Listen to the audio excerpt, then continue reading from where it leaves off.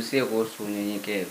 Unyenyekevu katika Wakristo unapotea sana. Kadri siku zinavyozidi kwenda, kiburi cha huduma, kiburi cha kuona kwamba wewe ni bora kuliko wengine katika eneo fulani, kiburi cha kujiinua.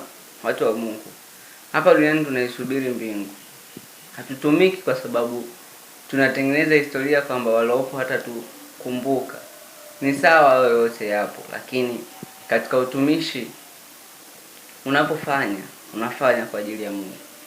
Ni bora ufanye kwa unyenyekevu na kwa utii kila siku, ili mbinguni ndiko kuandika historia, kuliko kuandika historia duniani afu bado kiburi kikakukosesha kwenda mbinguni.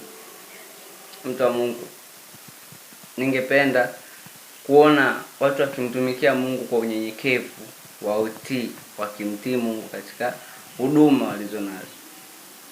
Kutokujiona viburi, kutokujiona kwamba wao ni bora kuliko wengine, ili kuwepo na usawa. Hata kama una karama kubwa kiasi gani, lakini unapokuwa na watu wengine wenye karama tofauti, usitaki wewe ndio uwe kiburi ujionyeshe kwamba wewe ni mkubwa kuliko hao.